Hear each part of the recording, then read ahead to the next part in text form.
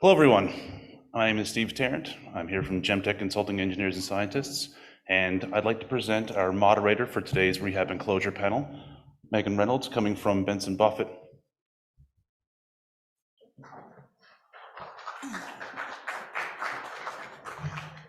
All right, good morning, everyone.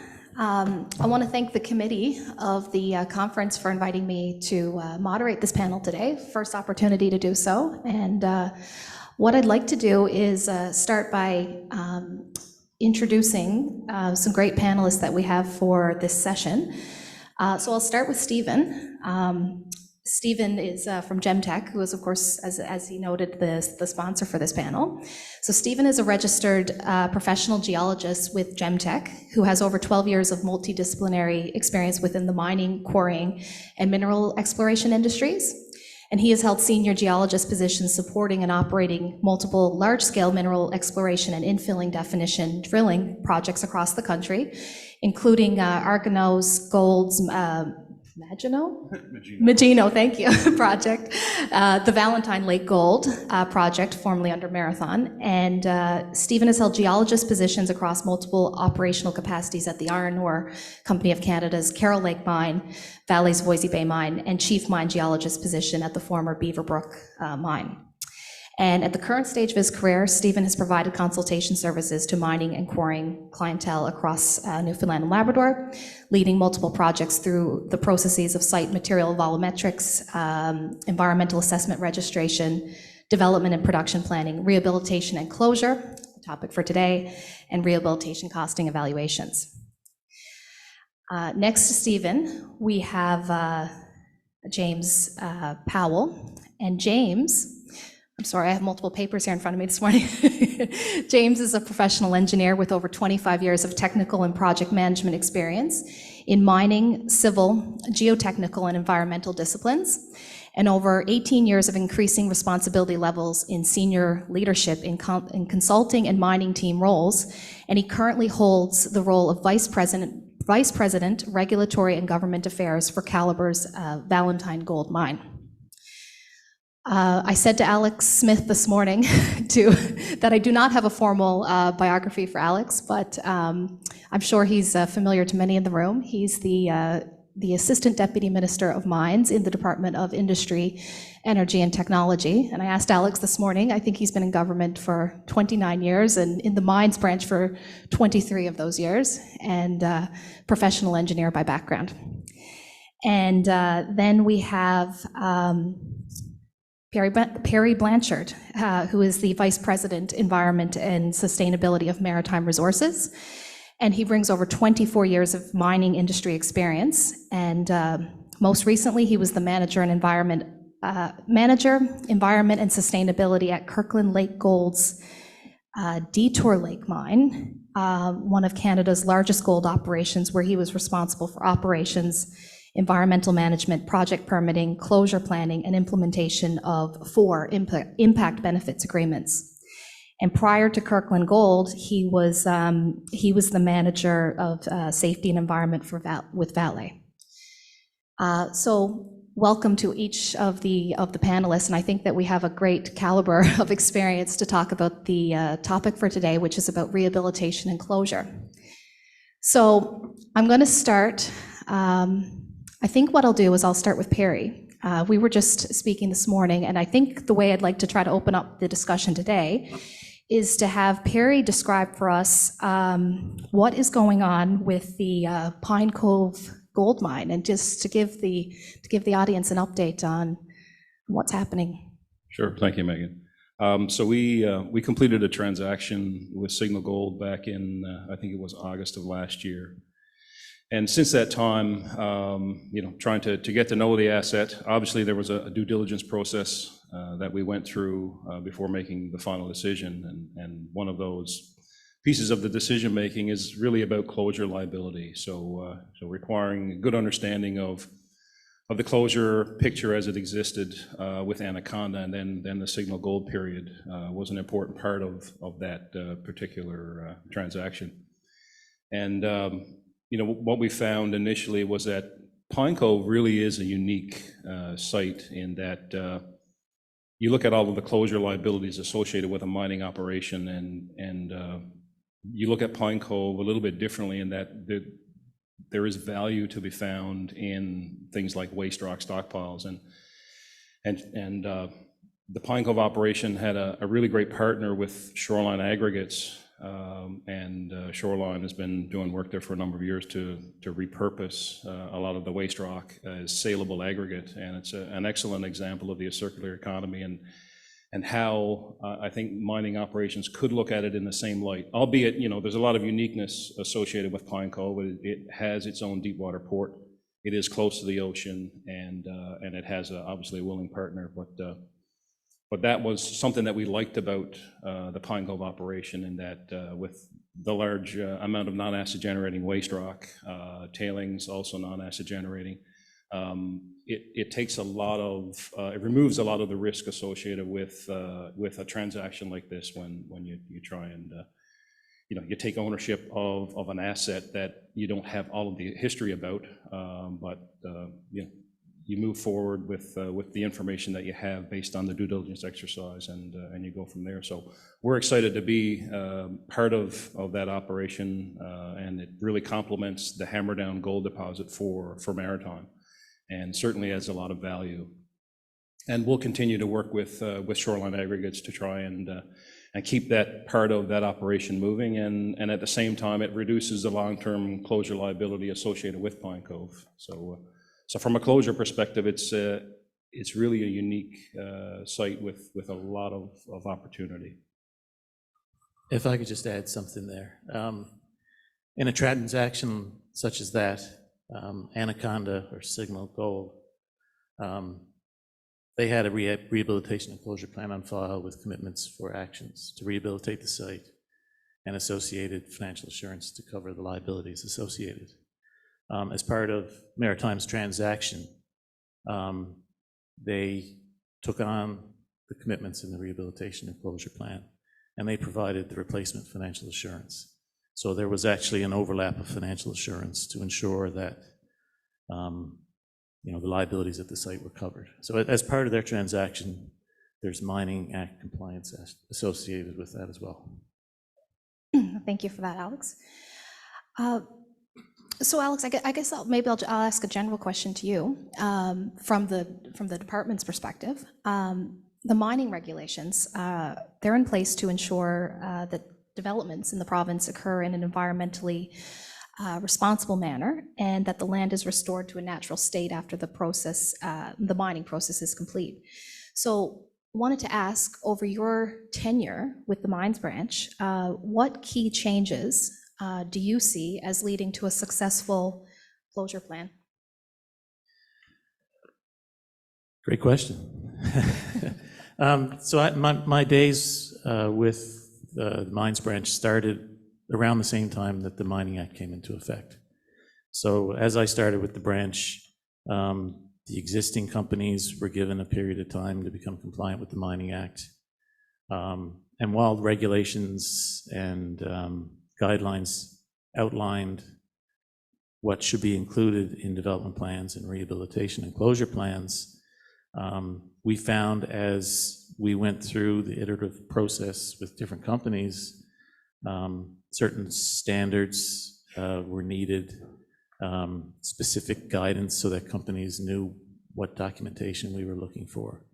So, we sort of grew with the Mining Act along with the industry as time went on, I think is what happened. And I think we're at the point now where those that are established, we're better practiced in, as new players come into the industry, in briefing them up on the requirements and how to best plan for closure. Thank you. Okay. One of the other topics that I think we're going to try to canvass on this panel is about the Valentine gold mine, the project. So maybe James, could you give us an overview of where things stand now and plans for the project at this stage? Obviously, with respect to rehab and closure. Yes, of course. Yeah. So, yeah, I mean, it's I've been lucky enough to be a part of a number of projects that have been through the development stage in this province over the years, and I've also been fortunate enough to work with Alex and his team on some closure aspects at historical mines. So it really, to Alex's point, there's a lot to know and understand about what the requirements are for a developing project that's going through permitting. There are, certain aspects of things that you have to do. The requirements for the development plan and rehab and closure plans are well laid out. We need to describe what it is that we're building, and we need to describe how we're going to operate it, and then we need to describe how we're going to rehabilitate that at the end of the mine life, and when that mine life is. It's not a simple thing by a long shot. It is somewhat simplified in the early stages of the project, but for our project in particular, it's we have 2 open pits and moving towards adding a third. We have a full plant facility, accommodations complex, and a fairly large tailings facility. So no small matter when it comes to rehab and closure, and we have to have plans in place to do that. Just get louder, or is it just me? We've put in place a rehab and closure plan, which we've submitted for the 2-pit project, and we're in the process of amending that now to include Berry. An important aspect of that a lot of people don't understand is the financial assurance aspect of it.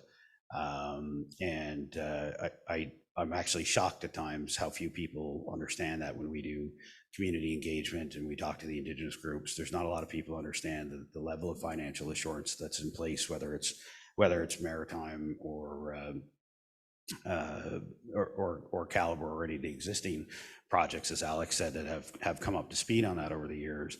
And I think that we need to do a better job of communicating that. But the general concept is that first thing that we have to do is admit that mining has an impact, and it has a footprint that we cannot fully erase. You can't go out and create these mines and do this work and put it back to what it looks like before you started.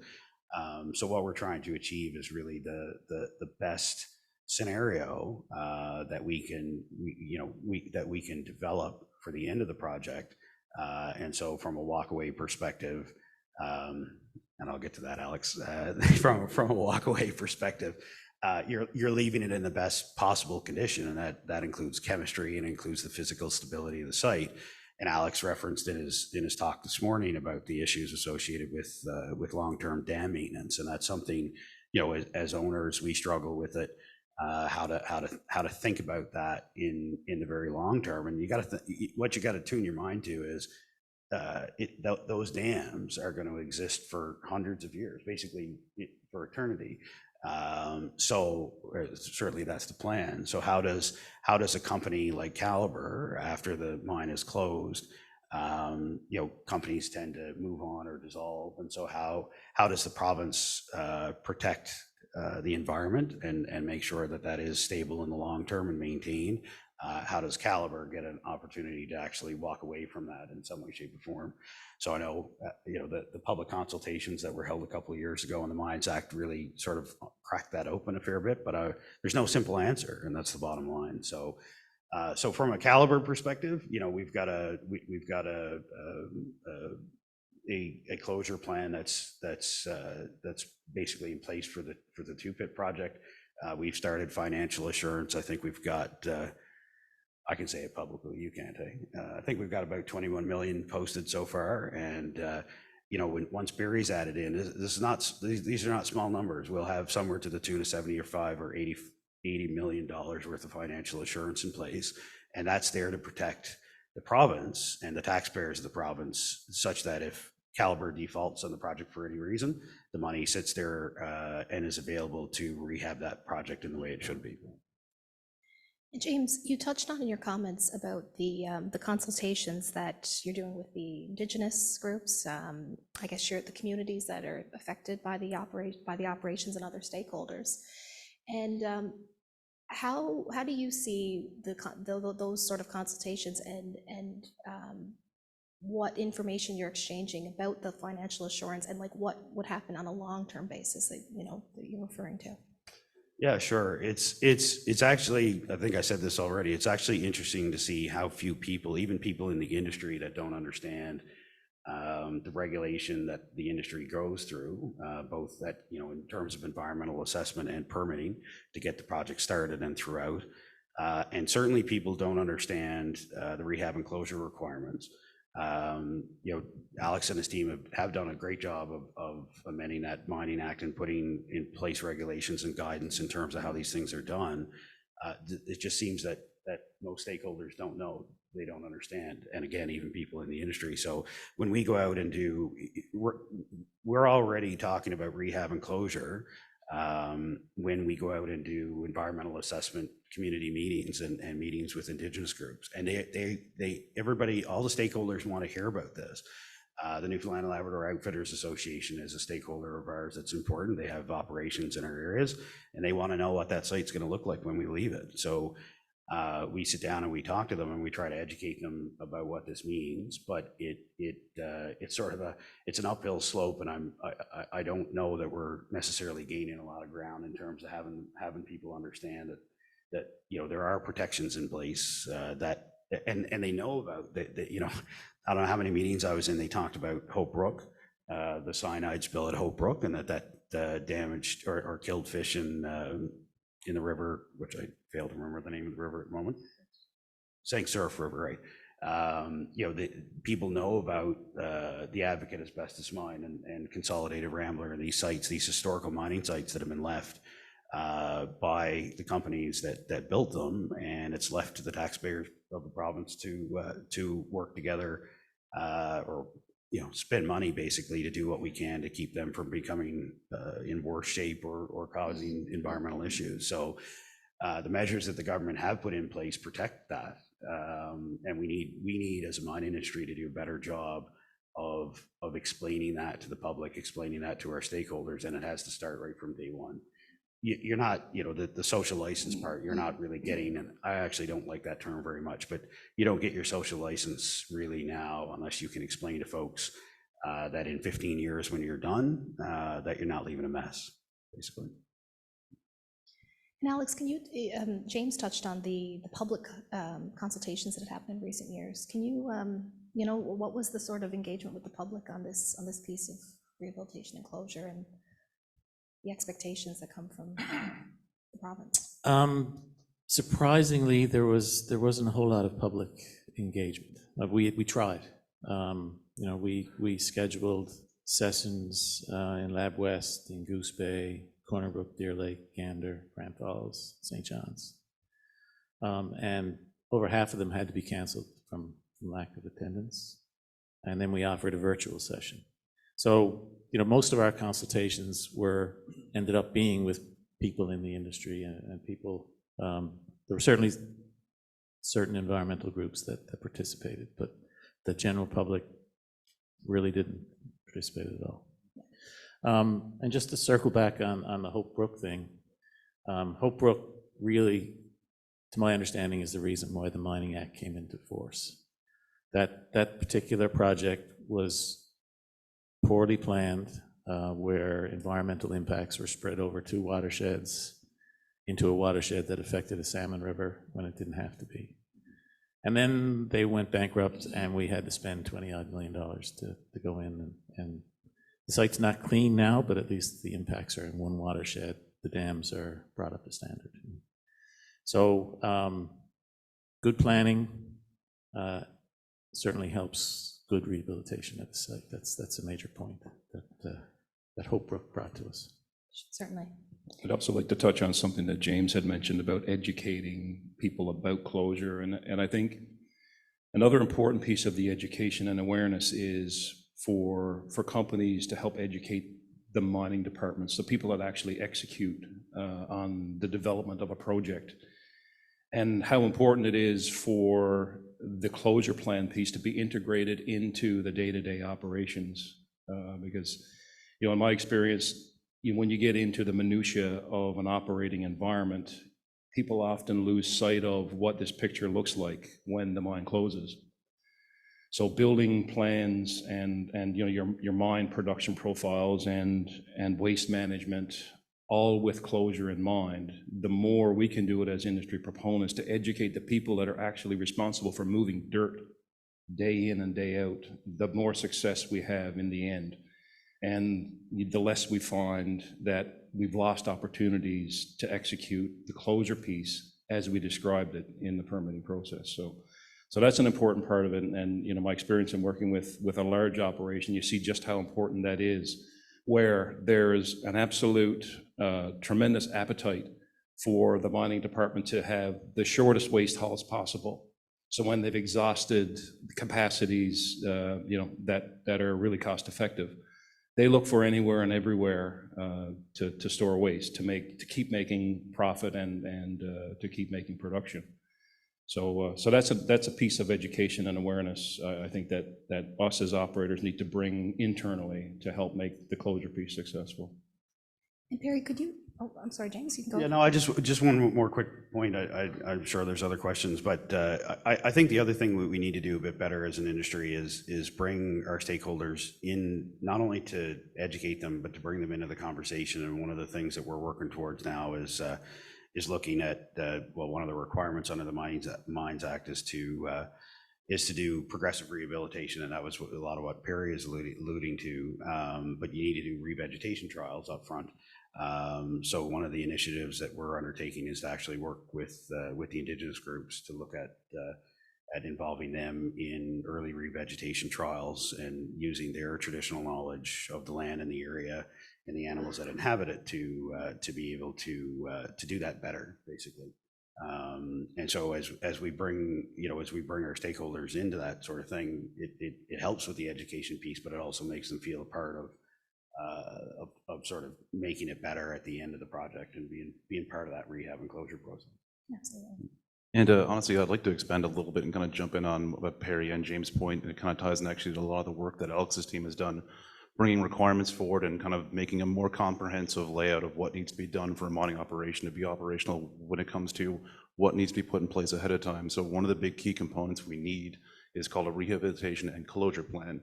It's a very comprehensive document that kind of goes through all the aspects of what a mine site needs to do to close properly, to make sure everything is environmentally sustainably put away, that there's no lasting effects upon a closure of a site. And it really helps with Perry's point of integrating things ahead of time, so it doesn't become this afterthought. It's the end of a plan when these massive costs and large operation changes need to happen. If you kind of integrate it immediately, which is what happens with now the new guidelines that require these plans you put before any ground is broken for a project, they can be integrated to the point that the costing's understood immediately.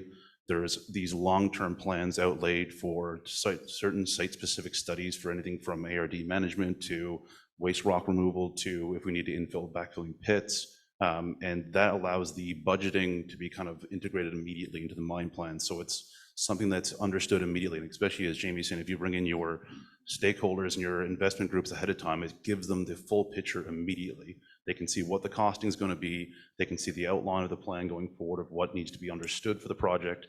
And then it's much more easy to integrate that into the mine's budget and to work away as we go forward. And I know we're about to hit on some progressive rehab discussions, but it works really well for that, is because that allows you to kind of parcel out what needs to be done immediately, what's the most efficient for mine operations, and what will allow the project to rehabilitate options as the operations continue, which I don't want to take the question away from you now, but it allows the mine to operate way more efficiently. It can reduce safety hazards, and there's a lot of cost savings to integrating a plan immediately as a mine starts off, as opposed to, as Perry said, what could happen when you leave it to the last minute. And Steve, I understand your company is engaged in a lot on a consulting basis on this front. So Yes.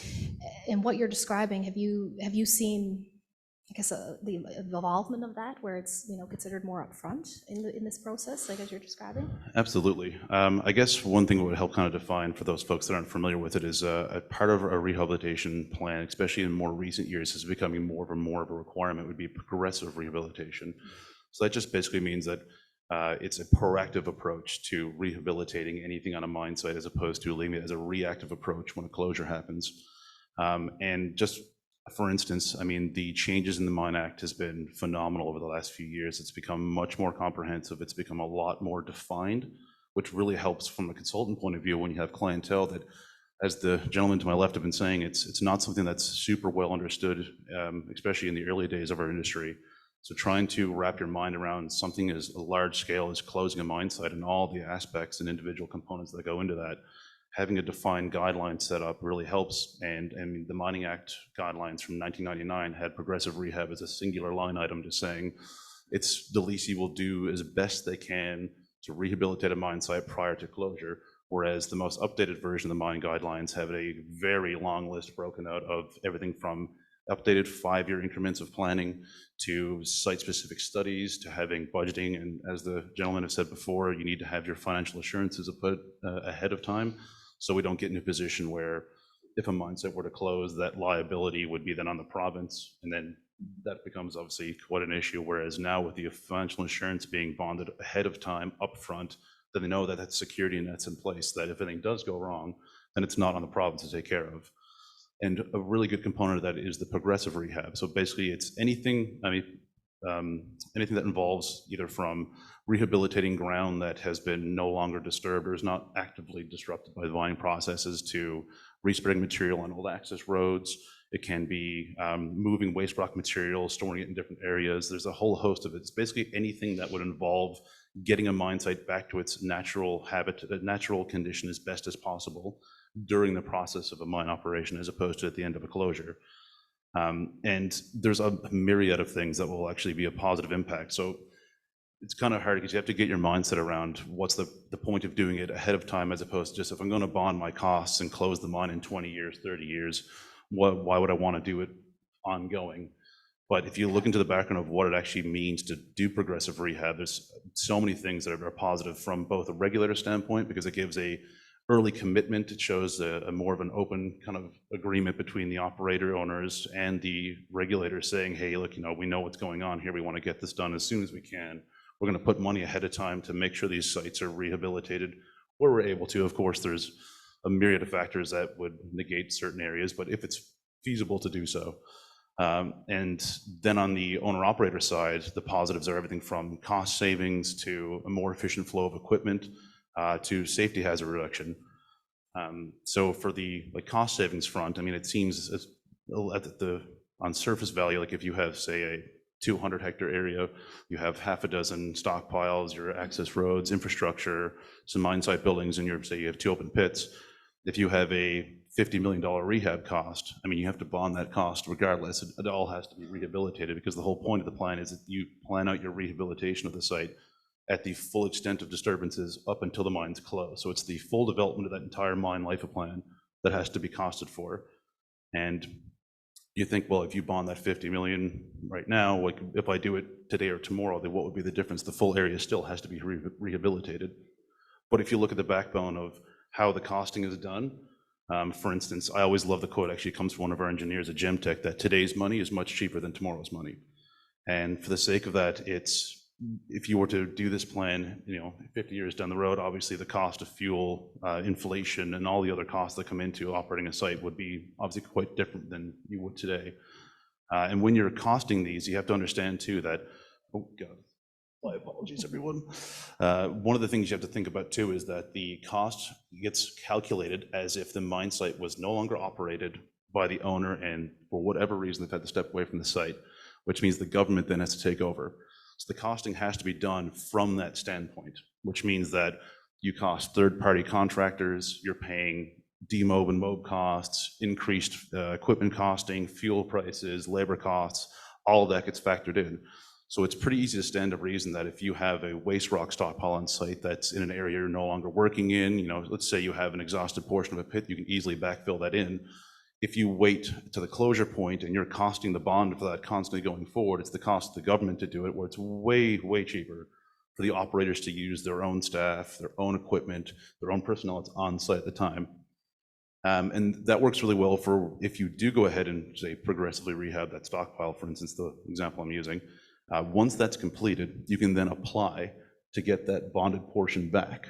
And more often than not, the bonded portion that you've put forward for that rehab is going to be significantly more than the actual cost it was to rehab that from your own internal operations.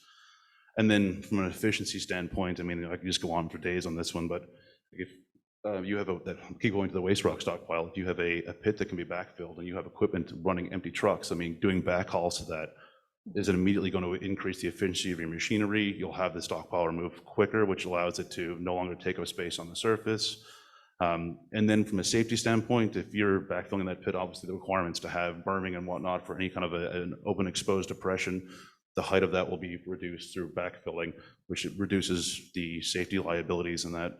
So by taking a proactive stance to your rehab versus a reactive, there's just a bunch of positive factors from both sides of the operation. So it's something that we've noticed, especially in recent years. It's really become a forefront when we're doing mine rehab planning, that it's no longer a conversation where we have to describe why we're looking at doing progressive rehab and explain it's something that the department wants to see, and it's something that we kind of have to force in. Now most of our clients understand the importance of it. They do see these positive benefits that come out of it, and the conversation opens a little easier, and now it's something that's just a significant portion of any planning when it comes to a rehab and closure plan. Certainly, yeah. And Perry, as this was being described, I thought about what we were talking about before the session in relation to the Pine Cove gold mine, and you touched on it earlier in this session about the shoreline aggregates. And can you just tell us about how, to feed into what was being described here, like how what you guys are doing with the aggregates has, and then the financial assurance piece, and I guess, have you worked with the province to reduce that financial assurance in light of what you're doing with the aggregate material? I think you have a real live example and perhaps a unique example on that front. Yeah, so one of the opportunities that we had looked at initially when we completed the transaction was, are there other areas for us to employ the concept that shoreline aggregates as with repurposing waste rock? And we're currently looking at a waste rock stockpile right now that we believe we're able to explore the potential to try and recover value from a mineral perspective, and also provide a saleable product for shoreline. So we're employing ore sorting technology at the Hammerdown Gold Project, and sorting technology, it's not broadly used across our industry, but I think it's becoming more and more popular.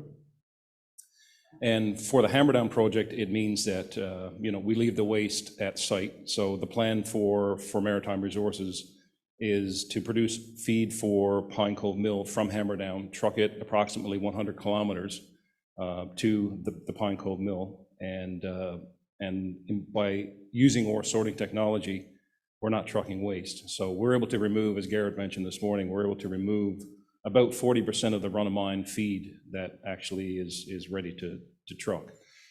So ore sorting enables us to leave the waste at site. It saves fuel, it saves processing costs, it saves energy in having to not process waste. It saves on reagents. So there's so many downstream positive impacts about this technology that I think it almost behoves the industry, when you're looking at your project, to be able to determine if there is value. So in the feasibility study stage, determine if there is value in employing a technology like ore sorting somewhere in the development of and the operation of your project. I'll share another story about another place where I worked, where there was an enormous low-grade waste rock stockpile, or a marginal stockpile. So it's left, it's one of those stockpiles where it could potentially become a liability, or it could get processed. But by employing sorting technology, which they did, they concentrated the low-grade marginal stockpile to a product that now can be milled with profit. And then what's left is waste that isn't acid generating or doesn't have acid generating potential, and becomes an asset and not a liability. So we're excited to implement the sorting technology more as a first opportunity for Newfoundland and Labrador, and hopefully a good news stories comes from that, and we can share that experience going forward. But it certainly is a technology, I think, that we all need to look at some point in the process. And it all comes down to early planning, management of waste, to add value to your project in the long term. I'm hearing that as a theme among each of you. About the it's actually, I think, to Perry's example and Alex's comment and Steve's before, it's we're already talking about some of the things that we might do with our waste rock. NL Hydro's got some big dams out there that they may need to do maintenance work on. Unfortunately for our project, we're not near a port, and so that, you know, producing an aggregate doesn't exactly make sense, but it pushes you to look at these things, and there's you know, within the industry globally, they're looking at carbon capture just in waste rock that's sitting there on the ground. And so it's an interesting and could be an interesting contradiction to progressive rehab, because to allow that carbon capture to occur, you actually got to leave it exposed for a while. So there's a lot to uncover here. There's a lot for us to look at, and I think the industry is getting better at it, and the closure requirements, quite frankly, push for that. Because the technologies or the alternatives for the mine or the waste that we produce from mines, the more unique the solutions that we find to use them, it reduces our financial assurance requirements. It can reduce the environmental impact overall, and it can make it a lot easier and better to rehab the project at the end of the mine life. And, you know, the reality is consumers and ultimately manufacturers are starting now to look at the source of materials and what's the impact of the mine. You know, right now they're really more concentrating on carbon and on human rights and labor standards, but it will get to the point where they look at environmental impacts when they try to source their materials. So I just received a 5-minute warning that we're approaching the end of our session. I think it went by quite quickly. So I just want to give the panelists a chance to maybe just give a very brief, any closing thoughts on this session before we depart for the keynote luncheon today. Just for me, I think I'd share one final point just about financial assurance and the framework that the province has provided to junior companies and you know, small scale operations like Maritime's. And not a lot of provinces have the same ability where they allow proponents to cost scale, if I can say that term, Alex, to be able to provide financial assurance for the level of disturbance and the progressive build of a site, which means that you don't necessarily require full financial assurance that you've indicated in your closure plan upfront before operations start. And that's an important part of attracting investment, I think, Alex, for us to be able to tell investors in our industry that, you know, it is a financial assurance and they see the figure when they evaluate your project, but recognizing the fact that the full financial assurance will come when you've fully impacted your site and it matches your development plan is an important piece, and is certainly a point that attracts investors to our province. Yeah, just to clarify, it is full financial assurance, but for the current liability, not the liability 25 years down the road. So what I'm taking away from this is it's encouraging to have these sessions talking about rehabilitation at a mines conference. I think that's a great step. And I'm starved. I'm ready to go to lunch. Yeah, I'm not. I always find myself giving talks right before the meal, or people get to go for drinks. So I don't really have much to add. I think this is a good conversation to have. It requires more thought in terms of the opportunities that we have around rehab and closure, who we're involving in that, and you know, things like that have happened at Pine Cove over the years. And I can't see the audience. I don't know if Alan Cram is here, but I know he had a fair bit to do with that. It's, you know, these are things that need to be talked about. They need to be publicized. People need to understand the protections that we have in place. And you know, there may be other opportunities when it comes to rehab and closure for some of the orphaned and abandoned mines, quite frankly. I think we as a province need to look at how the mining industry can support that more. So yeah, I appreciate the opportunity to sit on the panel and talk to everybody here about this. I'll keep it very brief, as I know everyone's getting quite hungry at this point. Rather than droning on too much, I will say that Jimmy made a good point earlier about sometimes with rehabilitation, every site has its own specific needs, its own unique layout. Especially with progressive, sometimes that doesn't always exactly apply to every part of it. But I will say that one of the things that the Department of Industry and Technology have been doing quite well, and that works along with most owners and operators, is that things have evolved and things are still evolving. So you get into positions where issues with topsoil availability and organic material for regrowth and respreading is not available. Then we evolved to the point that we brought in the issue of agronomists coming into the scene, doing soil survey studies, looking at doing things like hydroseeding, lupin planting. So I guess my point is that even though we are come a long way, things are still getting worked out, but I believe the industry is in a position now where there's such good discourse between owners, operators from both newly operated and brand new sites like with Jamie and Calibre to some of our legacy sites that are being bought and brought back online like with Maritime. They have a great discourse with the department, and everyone seems to work in tandem now, and it does evolve, and it gets to the point that we're still able to make sure that our mining industry is thriving while also still operating sustainably and with controls in place that we don't have to get into historical problems that we've seen in the past. And I think the future outlook for our operations are really, really good. I think that captures the discussion quite well. So I just want to say thank you so much to each of you for the perspective you bring from industry, and of course Alex from the Department of Industry and Energy Technology, and really appreciate you sharing your thoughts with the panel or with the audience. And I think I'm just told to remind everybody that there's some transportation that will be set up there now, and for the luncheon that's starting at 12. I'm looking to Leah to nod her head. All right, so thank you everyone so much. Thanks, Megan.